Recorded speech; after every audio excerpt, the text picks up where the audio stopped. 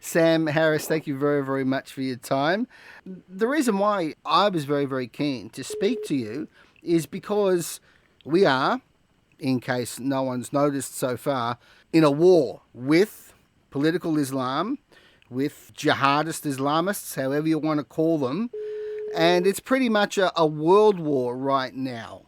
And in times of war, cinema tends to react in certain ways. And I was just very keen, Sam, to just discuss with you the realm of cinema and what you thought the roles and responsibilities of cinema are at this particular time. How does that sound? Sure. Okay. Yeah, sounds great. Yeah. Just firstly, how do you regard the ability of cinema to challenge ideas, influence thinking, and raise uncomfortable questions? Because you refer to what's going on at the moment not just as a shooting war, which it obviously is, but also as a war of ideas.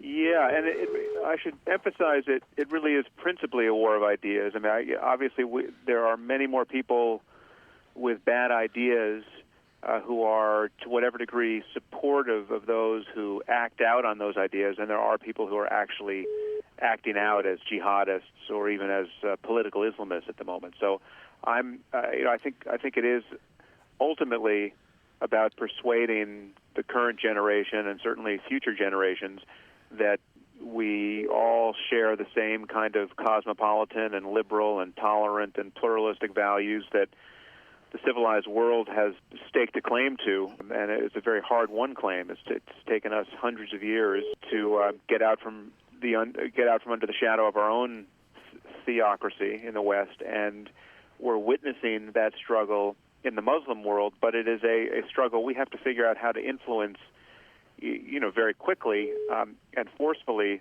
with something other than our bombs. So yeah, I do think it is a war of ideas, and I think the arts in general and film in particular, film and television in particular, is a very important lever to pull and pull hard, because this is what people pay most of their free attention to, and that's you essentially become what you pay attention to in some measure. Programs on TV such as Homeland and the 24 series show that television has certainly been very willing to grapple in a long-form storytelling way the issues of Islam and the war in the Middle East. How do you think cinema is faring in comparison to television? In short, Sam, do you think cinema is doing its job? Does it have a role to play? I think it has done. There are a few films that have done a reasonably good job of this.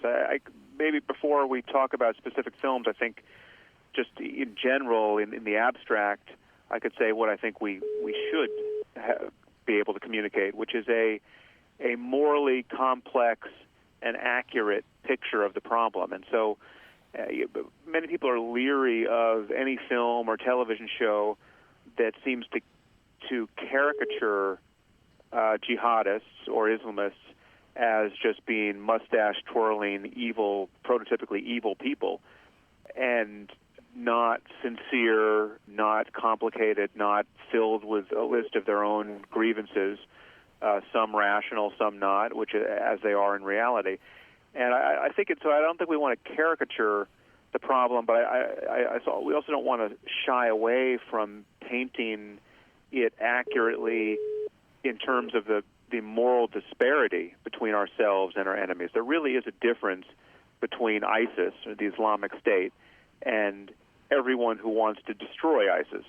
It's not like there are two sides to this story that have this same moral stature. ISIS really is taking sex slaves by the tens of thousands and crucifying children and killing apostates, and they're telling us with every video they make what sort of world they want to build, and it's not an equivalently rational, equivalently moral one to the one we're struggling to maintain. So I think the other thing you want to avoid is you want to avoid making films or television that creates a kind of moral, that endorses a kind of moral relativism or a moral equivalence between the two sides, because there really isn't that either. So I think some shows and some films have gotten the balance sort of right, but certainly some haven't.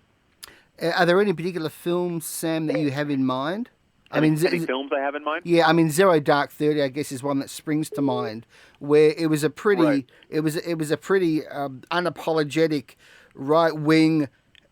Bin Laden is responsible for this. I want you guys to go kill him for me. Right.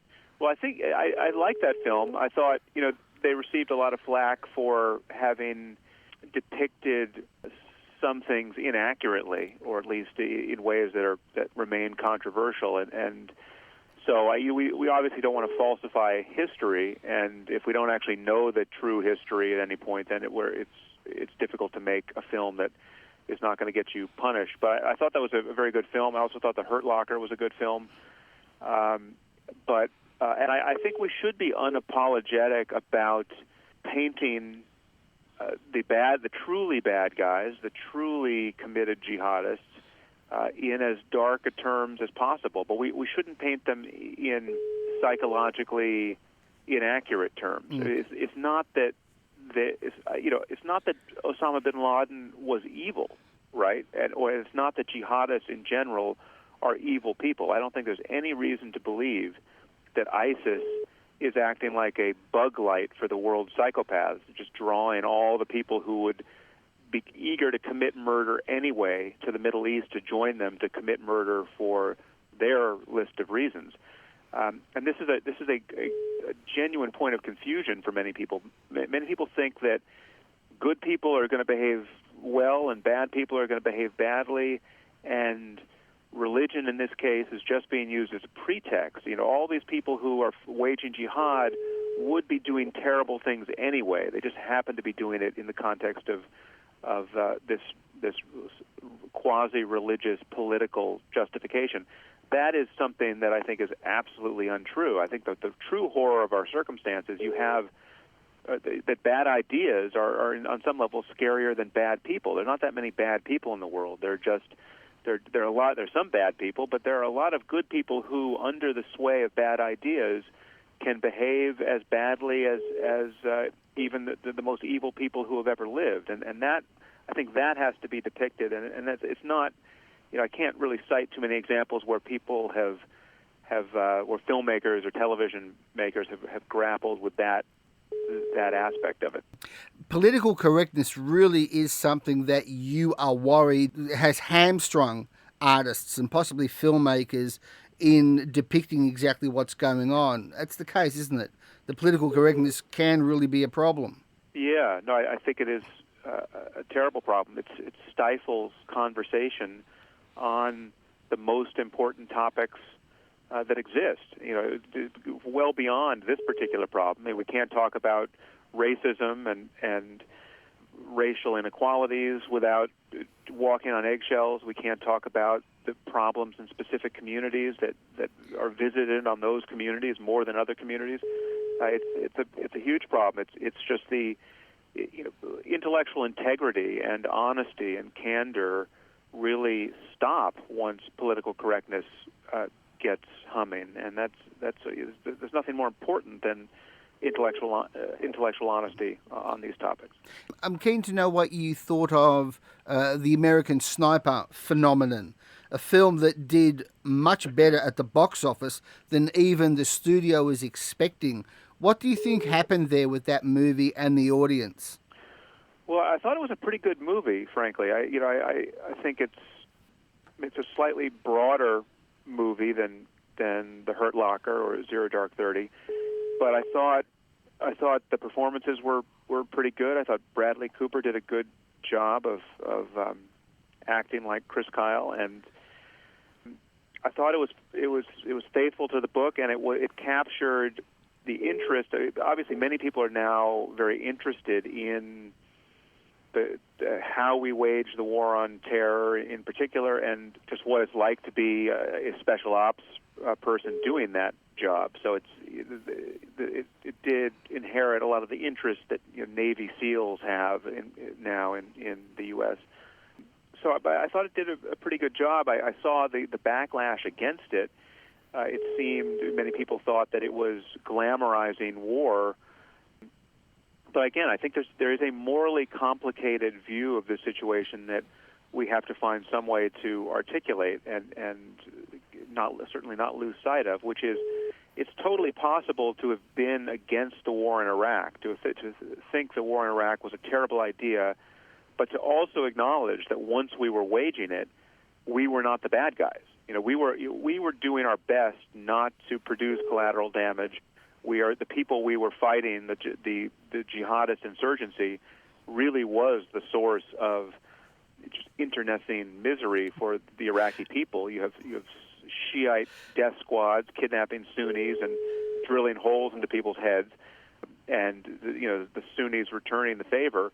We were trying to stop that chaos insofar as we could, and we were trying to kill al-Qaeda in Iraq. And these were, Abu Musab al-Zarqawi was one of the worst people in living memory, and most of his evil was directed at the Iraqi people. So you can be critical of our adventure in Iraq, think that it was a bad idea, but you also can acknowledge the moral integrity of our own soldiers over there trying to put a lid back on that chaos. And so I think it's you can love that film without being someone who endorsed that war, and I think that's something that very few people recognize.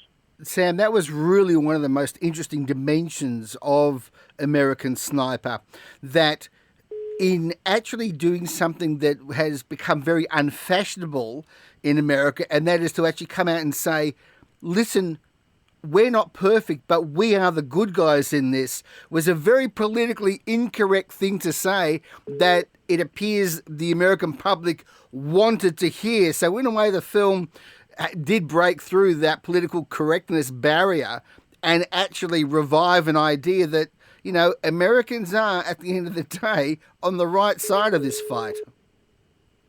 Yeah, and I think there's no question that we are. I mean, you can criticize specific things we have done and done badly, but half of those criticisms at least will fall on the side of our not having done enough. Our having left Iraq prematurely, perhaps, or our leaving Afghanistan prematurely, or so it's I think we can be faulted for an imperfect understanding of how difficult it is or would be to intervene in any of these societies effectively. And it's the fact that we don't have a multi-decade commitment to rebuilding Afghanistan or rebuilding Iraq. That criticism is also leveled at us by the people who think we shouldn't have gotten involved in the first place. But yes, there's no question that we are better than our enemies, and we also haven't made our enemies, despite the fact. And again, this goes to the morally complicated and politically complicated reality. Despite the fact that we, somewhat pragmatically, somewhat cynically, funded the Mujahideen during the Cold War in our conflict with the Soviet Union and helped Al-Qaeda, direct Al-Qaeda and fund Al-Qaeda against the Soviet Union in Afghanistan, many people draw the lesson from that we created our enemies, that we're totally responsible for jihadism.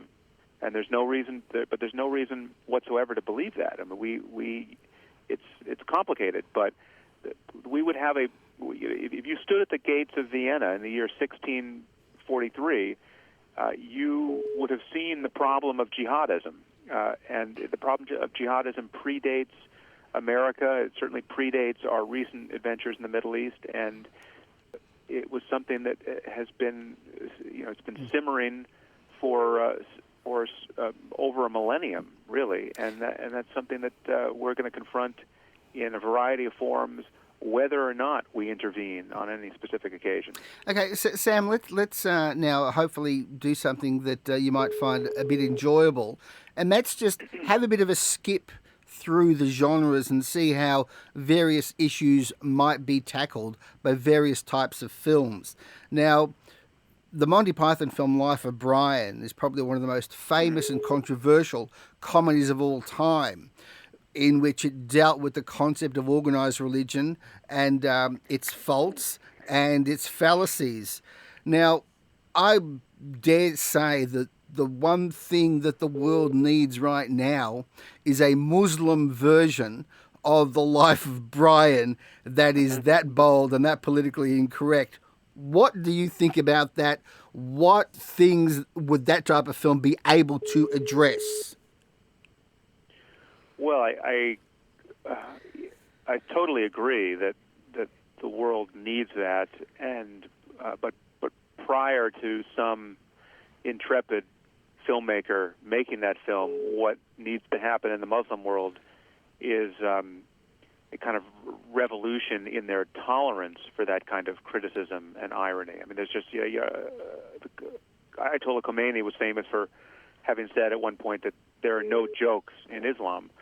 And under a certain construal of Islam, that's certainly true. And not only are there no jokes, but the people who would poke fun at the tradition reliably get murdered by their neighbors. And that is the problem for which we don't have an obvious solution when it comes time for an individual filmmaker or cartoonist or author to decide whether it's worth the hassle for him or her personally to contribute to this conversation in a irreverent way.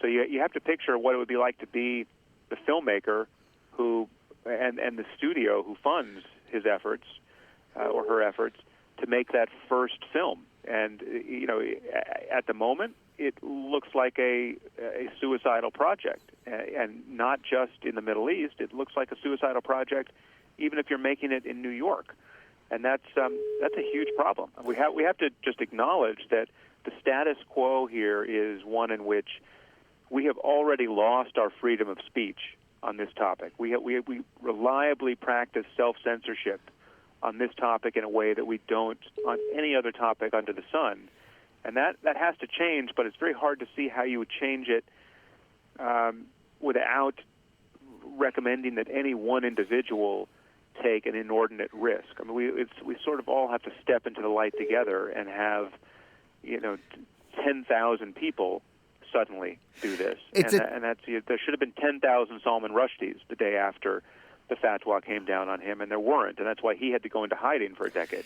It's a toughie, isn't it? Because what you're saying is that the world needs a Muslim life of Brian, but there's a difference between being brave and being, as you say, foolhardy and potentially suicidal. You're saying that the world probably at this point needs to change first in terms of tolerance of criticism of Islam before someone should step up and try and make that film. Or, Sam, should a filmmaker just go hell for leather and just do it? Well, I think they should do it. I just think you have to be careful still, and it's just hard to see how it. For instance, I mean, realistically, if someone truly made the Muslim Life of Brian, and just trying to release it, an ordinary theatrical release of this film, I think it would be total chaos. I think people would be killed in movie theaters. I just don't. No one would do this. No, there's not a studio on earth that would do this. They're not even close to doing this, right? So it's that's the problem, right? And so that's the. So we have to figure out how to creep up on this in ways. So, for instance, maybe it could be an entirely online film, But would Netflix release it? I don't know that they would, right? But it's something that it would be a real problem for anyone associated with it. There's no question that you would land on ISIS's hit list as a result, and but there are many people on that hit list who are just doing their work in the world, and there are brave people who are doing this work, but it does require significant bravery to do it in an especially public way that's going to put you on the radar of jihadists and Islamists, especially if you're a Muslim. I mean, it's one thing for an infidel like me to say critical things about Islam. It's another for a current Muslim or a former Muslim to do these things, especially living somewhere in the Middle East. I mean, that at the moment is just totally unthinkable. Perhaps what we'd need beforehand, Sam, might be some romantic comedies or some light dramas that broach those topics about, Islam being more open to criticism before we get to a Muslim life of Brian. But, we keep our fingers crossed and look forward to the day when we can perhaps see that film. Yeah, we'll know we've arrived at a condition of basic human sanity when you do have films like that, and no one blinks, right? And no one thinks that they're being especially brave in making those films. So, for instance, I don't know if you know the play that was created by the creators of South Park, the Book of Mormon, but it's been a huge hit in the United States. And it's a very irreverent take on Mormonism. There's no one who spent even 5 minutes thinking about security concerns around this play. I mean, they staged a major Broadway production. It's now run for some years, and the response from the Mormon Church was to take out ads for Mormonism in the program of the play, and it was a totally cute, amusing thing to do. But no one behind that production had to worry that Mormons might start killing people as a result. And so we have to notice the disparity between that sort of behavior, where you have a religion that still takes itself very seriously, but it's functioning quite comfortably within the bounds of civil society, and one that isn't. And it's really the only one that isn't. It's only on the topic of Islam where you are taking your life in your hands to criticize it publicly.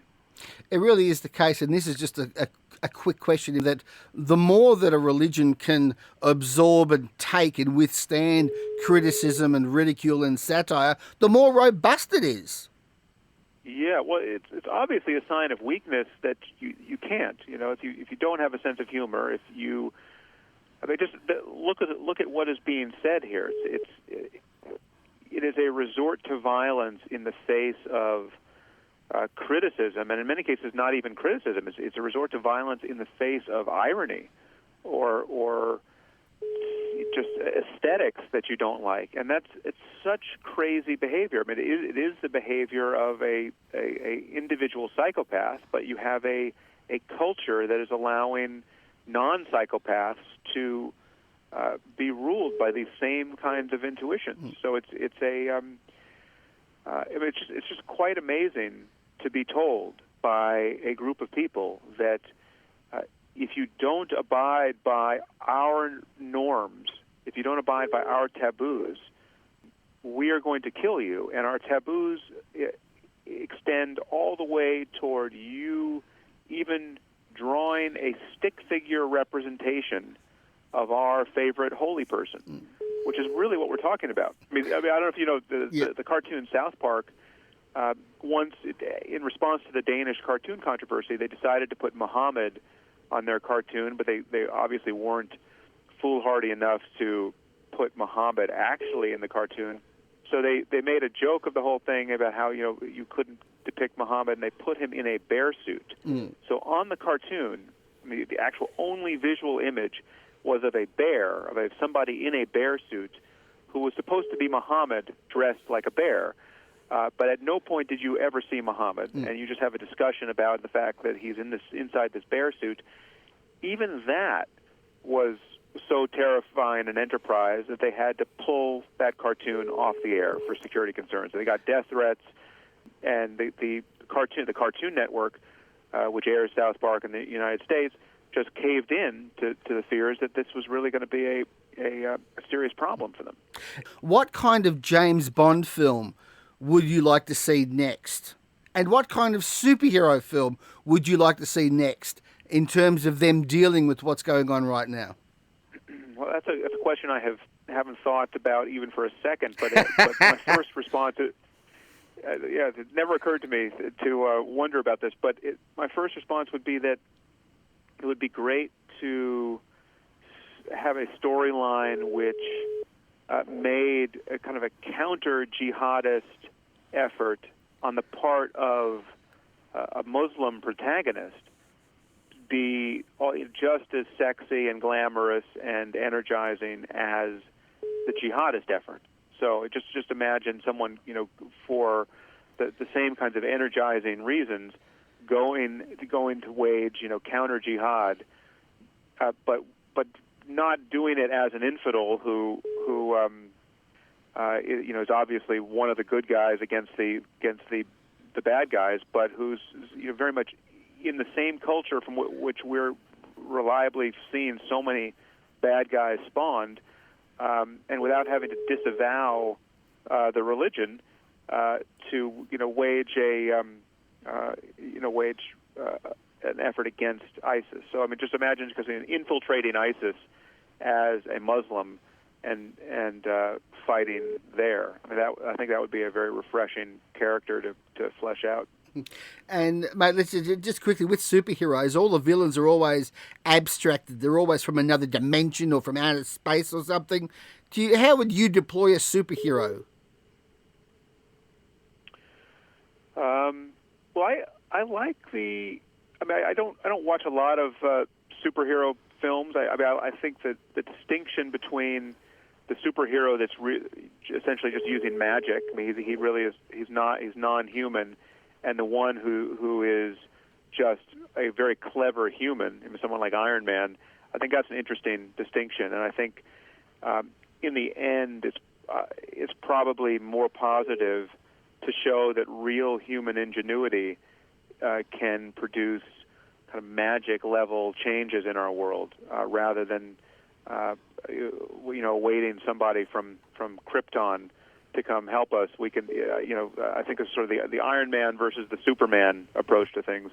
I think I'm biased toward the work of real human ingenuity here.